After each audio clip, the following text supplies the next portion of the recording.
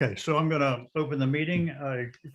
Pardon me, I'm going to be looking down because I just have to read a couple of things here into the record. Welcome, everybody. Nice to see you.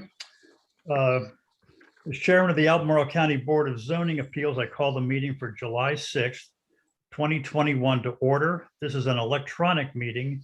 This meeting is being held pursuant to and in compliance with the ordinance number 20-A (16), an ordinance to ensure the continuity of government during the COVID-19 disaster.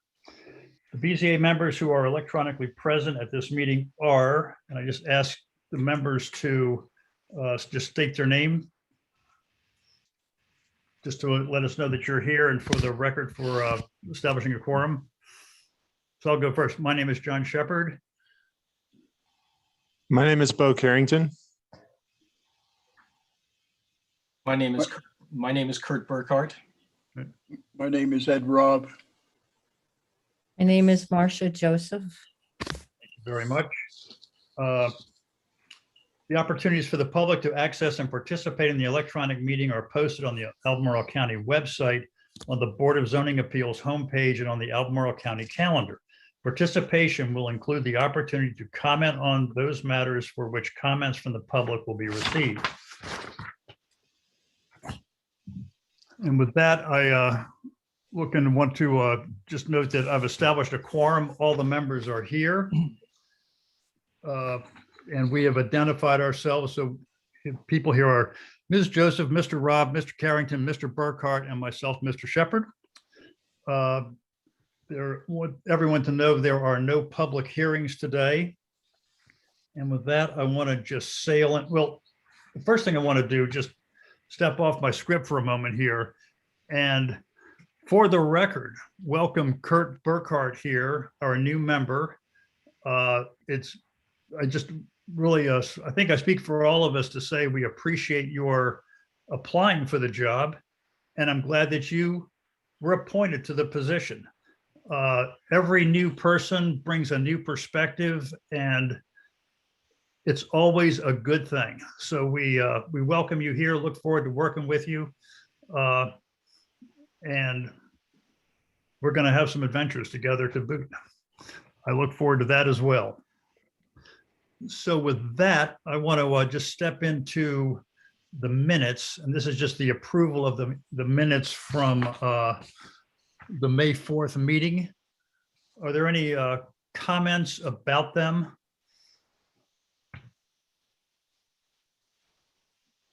I have a comment that I will be abstaining. This is Ed Robb. I will be abstaining because I was absent. Okay, fair enough. I have one quick comment. I'm not here to discuss these minutes. We will really discuss them in a minute. We'll discuss the minutes in a minute. But for these minutes, I would like to add the actual names of the members who were present. I think that's actually, I sort of got that idea from reading comments from Andy, with my understanding that minutes have certain minimum requirements, and one is to state the members who are present. So I would like to just add the names to that. Mr. Chairman, since I wasn't appointed to this board at the time of this meeting, I also abstain. Okay, understood. Yes, Bart? So at the top of the minutes, it shows who was here, and it notes that Mr. Robb was absent. So I'm just verifying that that's sufficient. Well, that being the case, that is sufficient. I get ahead of myself sometimes. If it's on the page, it's on the page, and I'm happy to see it. Okay. Yeah. Right, so I can withdraw my nitpick. Thank you, sir. Thank you. So, any more comments?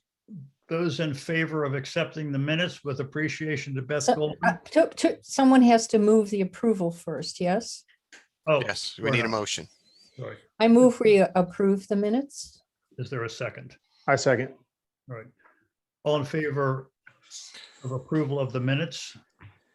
Aye. Aye. So that's 3 ayes. Those abstaining? Aye. Aye. Mr. Rob? Okay. So the minutes passed. That's a quorum, but with the three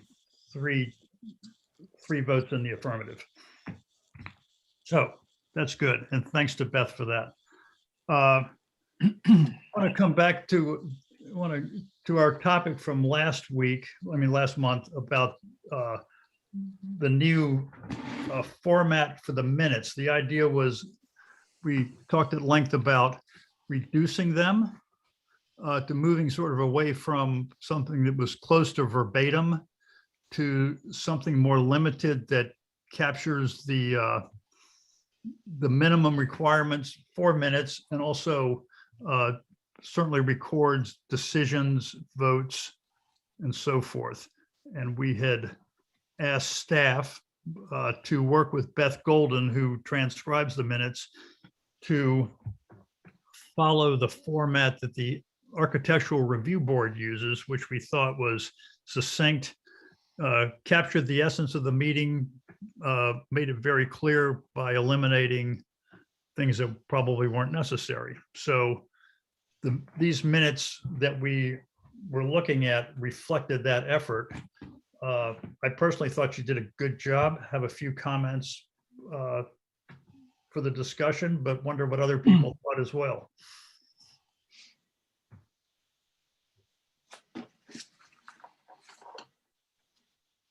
Any comments?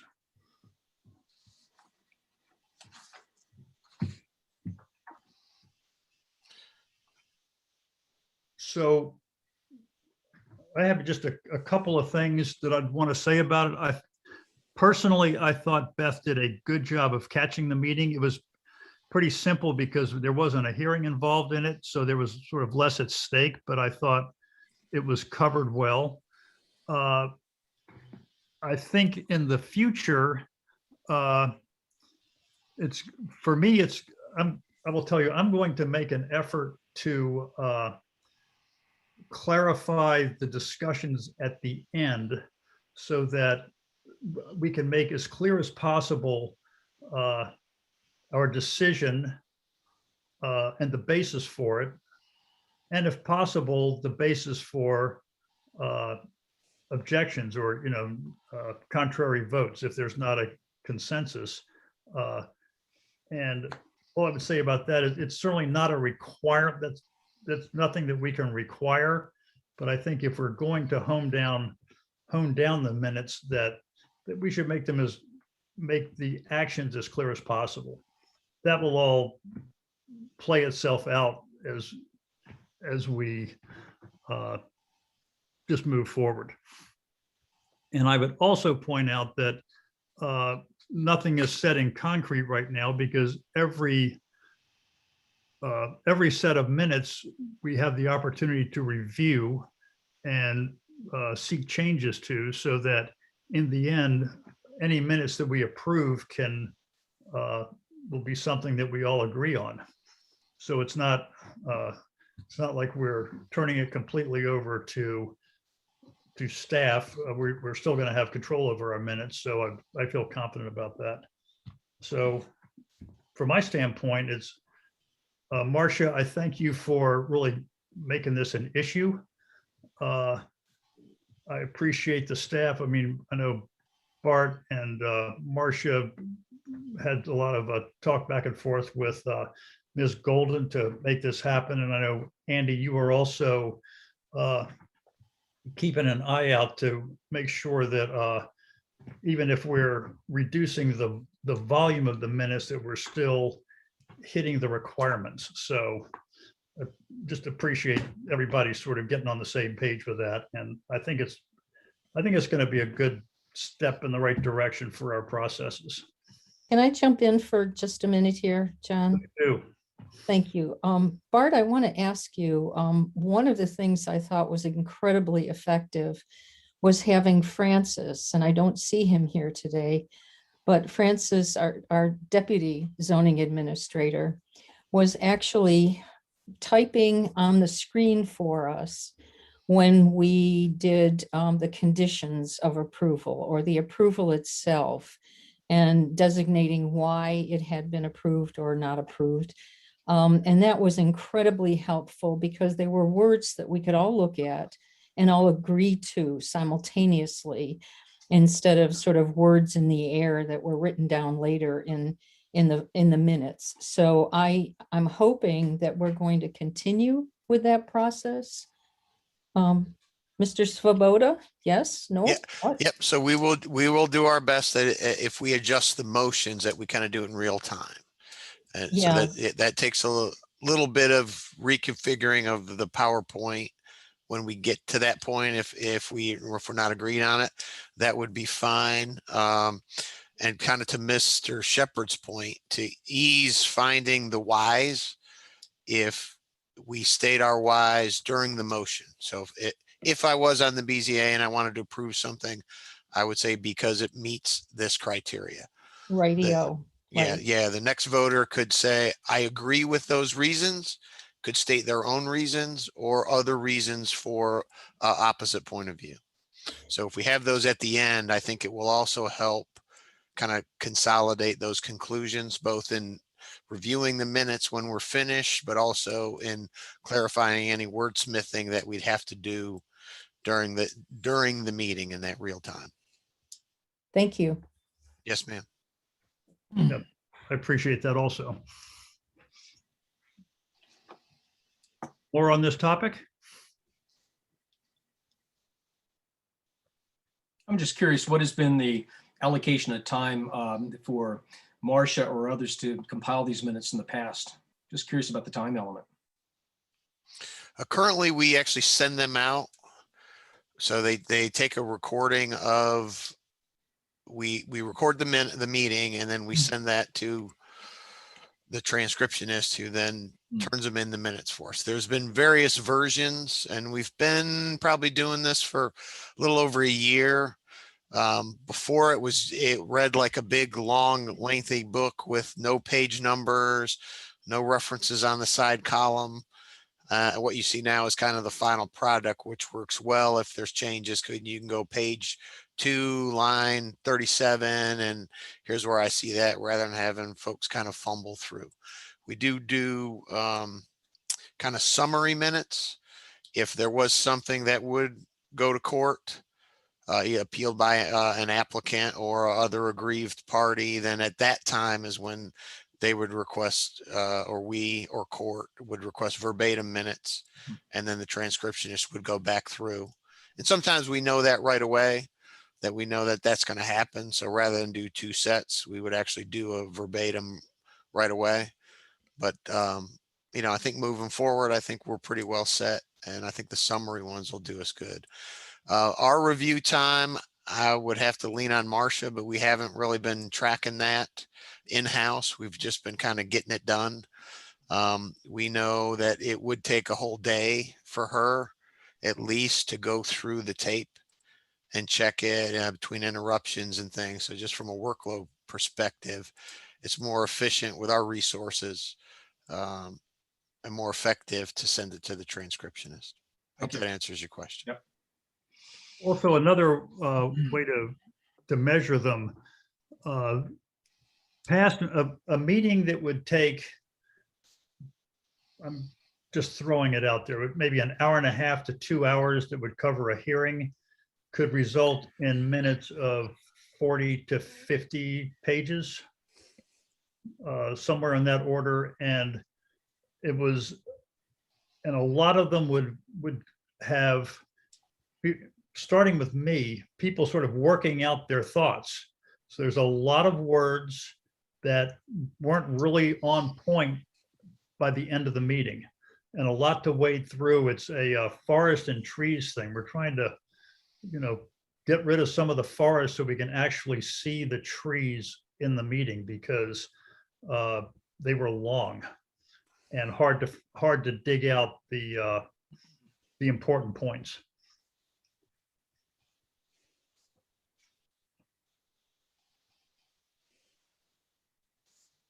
I wish you'd see, you would appreciate the improvement if you had seen, like, waded through some of those things, particularly when it came to, in the recent past, we two of our actions were appealed to the circuit court, which meant compiling the minutes from several meetings, and it was a voluminous pile of paper.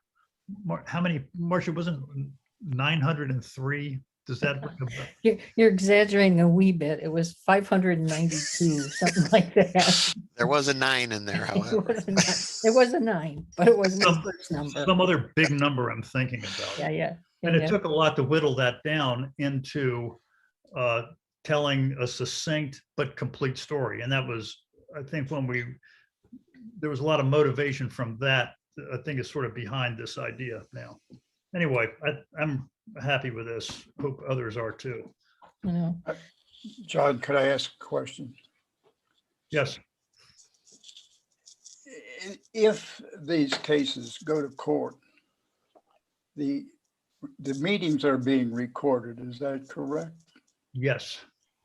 If these cases go to court, the best evidence rule would apply.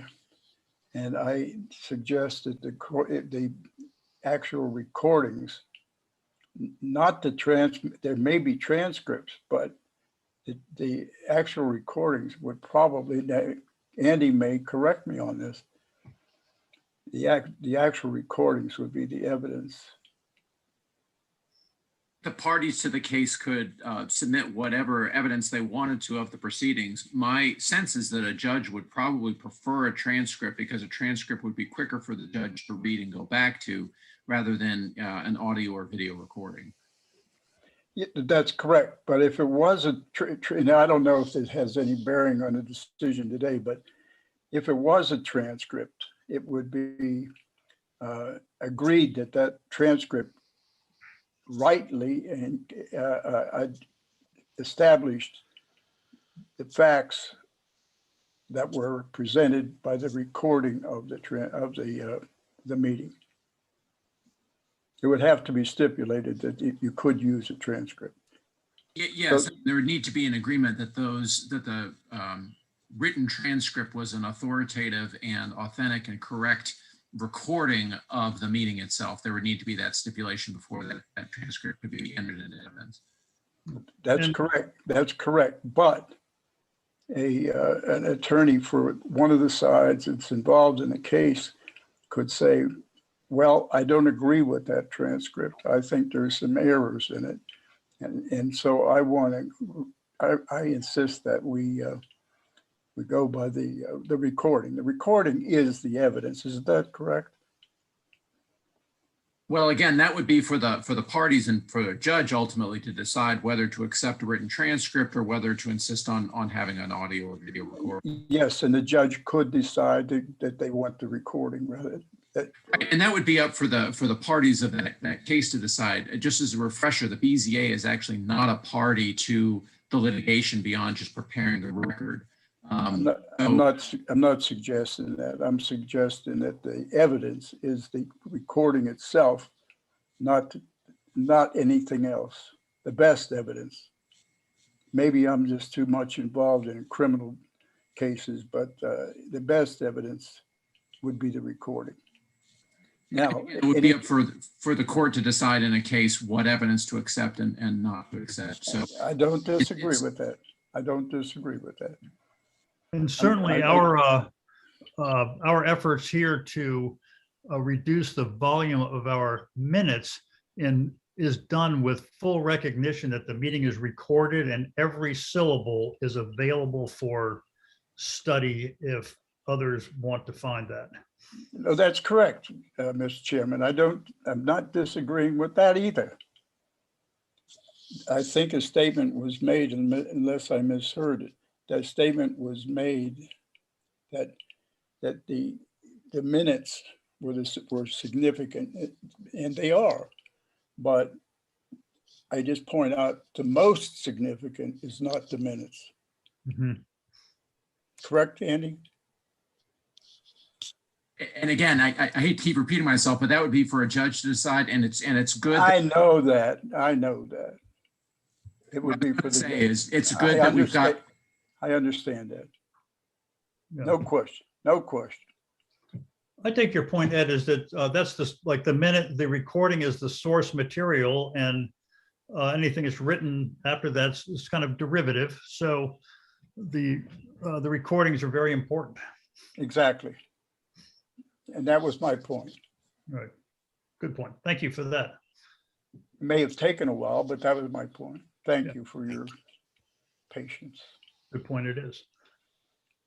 Further topic, discussion on that. So I think we're just moving ahead with this new format. We'll get some, this is going to be refined with time, but I feel like this is a good process improvement and pretty encouraged about it. And again, because I know Beth is going to hear this. Beth, thank you very much for boiling this down. I know it's harder to make choices about what you're typing than to just type every word that you hear. It requires more judgment and effort of a different sort. And I appreciate the effort that's going into this project here. Okay. Anything further on that? I don't see where there's any action required on our part. No, I think we're good. Okay. So that's that. I understand. Are we going to hear a cybersecurity update? So our site, yep, I can give you that. We've talked with IT, and based on kind of policy and vulnerability, I'm going to kind of summarize a couple dozen emails back and forth, is that because we're not using the Albemarle County email, the albemarle.org email, and that access will mostly be limited to what's kind of posted on the agenda, right? So we're still reviewing whether or not the private BZA page will remain, but all the information that you all receive is already, you'll still get your email packets and those things. All the information that you receive is the same as what's posted on the web, with the exception of a few things, which is very rare. Like if there's any materials for an executive session, for instance. Other than that, everything is public information. So with that being more of a public access, at this point, you guys aren't subject to the, what's the name of it? The Know Before training, that cybersecurity training. So that will, if you got any questions about that, let me know. But basically, in a nutshell, that's what that means, is that we're going to work the access out so it remains in that realm of what IT considers safe space, and you don't get access into the server where the vulnerability comes from, which is why you got to do the training. So we're going to work that out and keep you off of the before you know, or Know Before training. That clears mud now. No, that's hooray. Thank you. Because they kept sending me something and I kept thinking, why do I have to do this? And I couldn't get, so I did call Gus Colomb because I thought I really need to figure out what's going on here and explain to him that this is my own computer. Right. And I guess what I was worried about is that cross-contamination from the hundreds of people that work within the county contaminating my computer, because Right. I do that all by myself. I don't need help. So I just, so Yeah. anyway, so I'm happy, very happy to hear that. So thank you. Thank you for pursuing. Yeah, and I, apologize for the confusion with all the cyber attacks that are kind of going on. We have a little bit of sensitivity to that particular issue, so we're trying to make sure, everything's nice and tight. So I Thank appreciate you. your understanding. Thank you. Thank you, Bart. Yes, Chairman, sir. question related to that subject.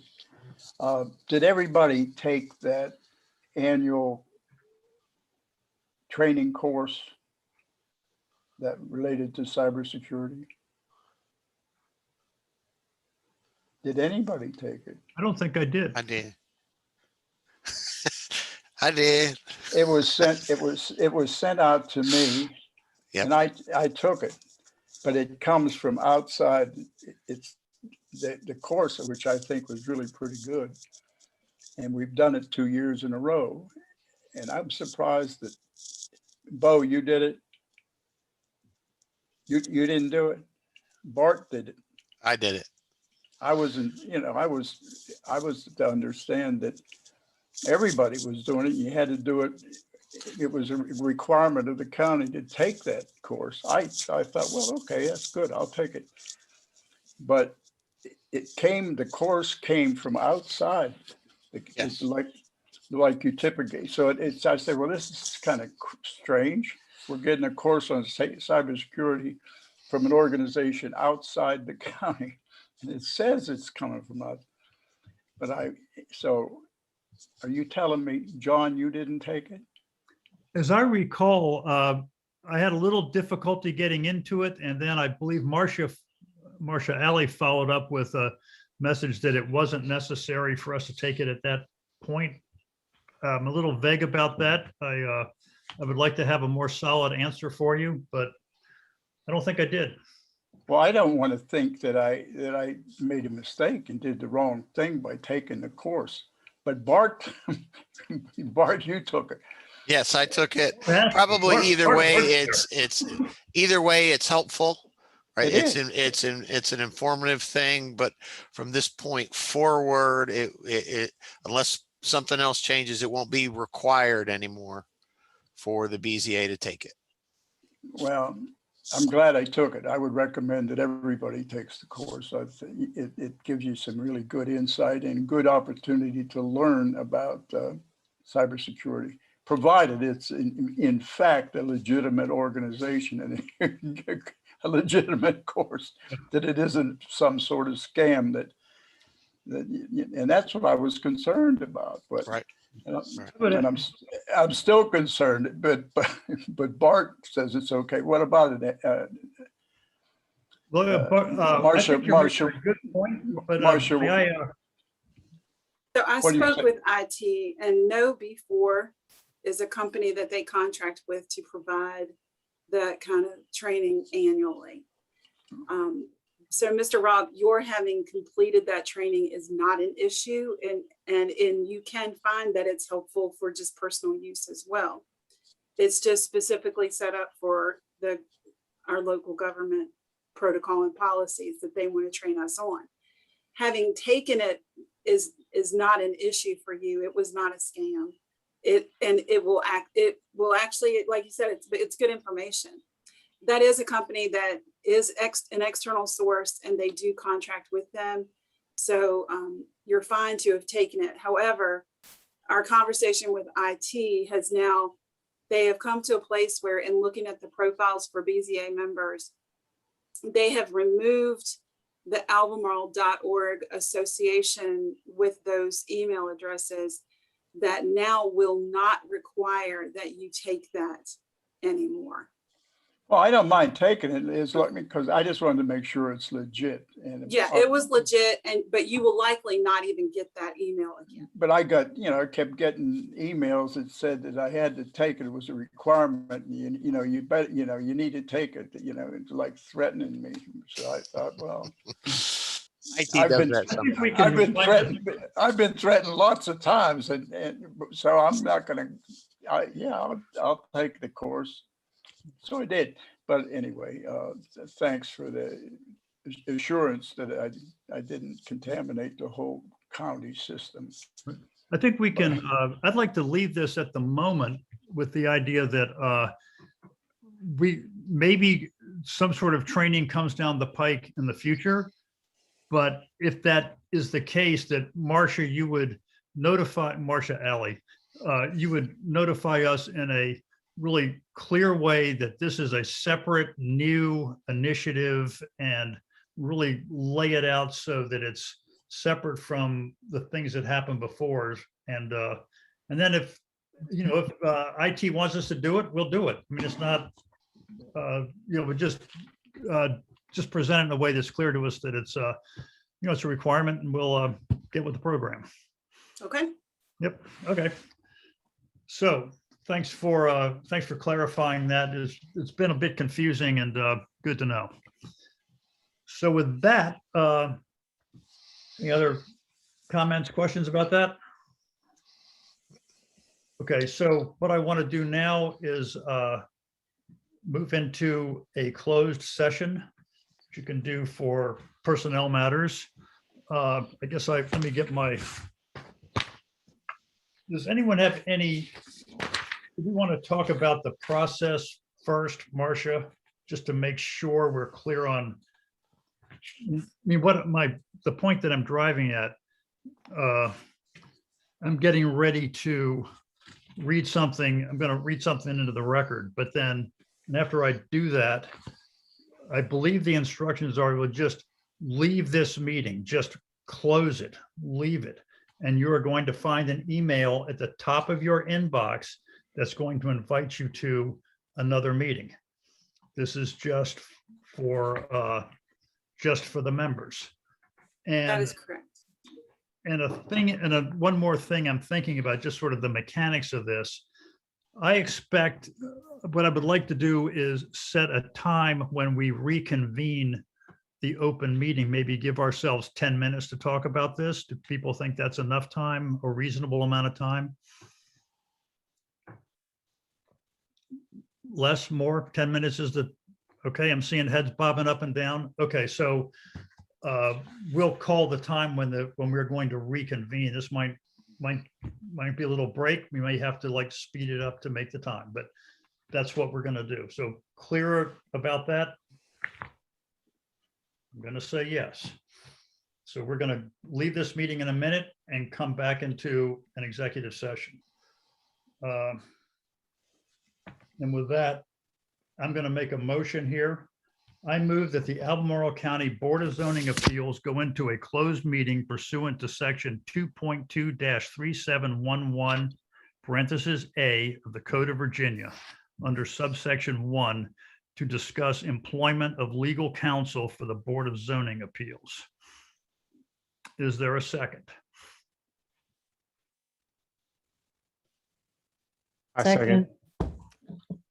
Okay, thank you. So that's seconded by Marcia. Marcia, will you call the roll? Ms. Joseph, Aye. Mr. Rob, Aye. Mr. Carrington, Aye. Mr. Burkhart. Aye. Mr. Shepherd. Aye. Okay, with that, so we're going to now leave this meeting and we will come back. It's now, we're going to come back at 2:45. Okay, that's 10 minutes from now. So I'll see the members in just a minute or two. And then And let me interject that yes. Andy and Bart, you guys just sit tight in this meeting. This will be an ongoing meeting. Yes, ma'am. Yep, we'll be back at 1:15. Okay, goodbye, and I'll see you all in a minute.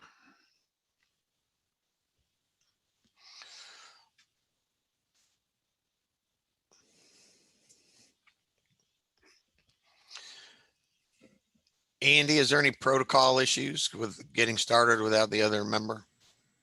There's not a protocol issue as long as a roll call vote is taken to come back in to open session. Okay. And we would have a quorum for that. That's correct. All right, so I'm going to go ahead then, right? All right. I move that the Albemarle County Board of Zoning Appeals certify by a recorded vote that to the best of each member's knowledge, that only public business matters lawfully exempted from the open meeting requirements of the Virginia Freedom of Information Act and identified in the motion authorizing the closed session were heard, discussed, or considered in the closed session. So is there a second to that motion? I'll second it. Okay, Marcia, could you call the roll? I think Marcia's probably helping Mr. Rob, so I'll call the roll if that's okay. That would be fine. Mr. Carrington, Aye. Ms. Joseph, Aye. Mr. Rob, Aye. Mr. Shepherd. Aye. And the record should also reflect that Mr. Bankard is absent at this point. Yes. Thank you. Motion passes 4-0 with Mr. Burkhart absent. Okay. No. As in this lull, I'd just like to say I have about 5 more minutes. I've got a conflict that I was unable to move at 3. So I'm just going to step out 7 or 8 minutes. Okay, thank you for letting us know Apologize. that. And that's okay. It's helped keep us on track.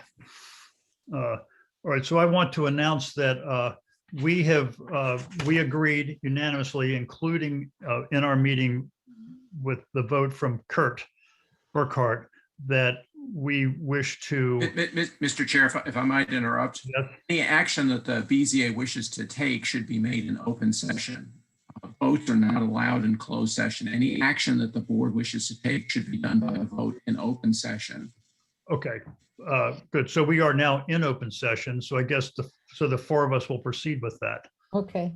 Right. Can I move that we approve this letter written July 7th, 2021 to James M. Bowling IV, Esquire. And the letter will confirm the terms of his legal representation of the Albemarle County Board of Zoning Appeals for the period of July 1st, 2021 through June 30th, 2022. Thank you. There's a motion, so Is there a second?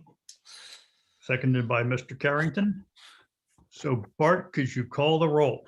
I can. Miss Joseph, Hi. Mr. Carrington, Aye. Mr. Rob, Aye. Mr. Shepherd. Aye. The motion passes 4-0. Again, note that Mr. Burkhart is absent. Okay, thank you. That's glad to have that done. Okay, and now final quick discussion about reopening the building, meeting protocols and all of that. Currently, those are still under review. So to figure out how that's going to work, I know there are some benefits to both kind of access with folks from home when they're not able to get into the building. So the emergency management team is looking at how to make that transition. If we're going to go back to what we'll call the old way, or stick with the new way, or some hybrid in between. So we will keep you posted. Also, if there's any emails we get regarding the subject, we will forward them to you to kind of keep you up to date and as real time as government can give out. Do you have any sense of things that have been decided, not decided, sort of which way the wind is blowing? Anything along the lines of like maybe trying to find a hybrid system, want to get back to open meetings and ASAP, not so fast? Any sense of that? More than likely it'll be sometime after September based on some of our scheduled building openings. I know the hybrid system kind of has been discussed. The difficulty is with public hearings. How would you schedule speakers and the order and some other things? Technologically, there's a little bit of challenge there in kind of doing that dance. Not that it's not possible, it's just new territory. So I'm not sure where we'll land on everything just yet. But again, there's probably more coming. It'd be more like a month or more before we would know something or even a direction we're trying to go. Okay. Yes, Ed. Just a question from a citizen, Bart. Yes, sir. Is there, I don't quite understand if you have, well, maybe this is part of the hybrid part, but there are certain meetings I would think that would not have that many people involved and so forth. Is there any possibility that selective meetings could be held in the building? There's a possibility. So what we would want to do, though, from a protocol standpoint, is try and keep everything as similar as possible and not have special rules for special things. So probably items that have public hearings, we would want to keep in one set of protocols versus maybe a community meeting that might be easier access that doesn't have the same burden for recordation and different things. So it would just depend. I don't know for sure how we would handle it either way. Are you a part of the decision-making process related to the subject? I am not. Although they may ask me for input. Okay, okay, I am not officially on the team. Our director of community development is, so she's aware of kind of our situation. And, you know, we also have the PC and we present at the board. So, you know, we're in tune to the whole public hearing thing throughout all our divisions. no further questions, Mr. Chairman. All right, thank you, Bart. Yes, sir. Anything else? Well, we're bringing it, I think we're going to land with 30 seconds to spare for you. Much appreciated. Yeah. Any further comments, questions, concerns, or motion to adjourn? I move we adjourn. And I'll second. All right, all in favor signify by raising your hand. Thank you very much. This was an easy, 4-0 vote for adjournment. yes.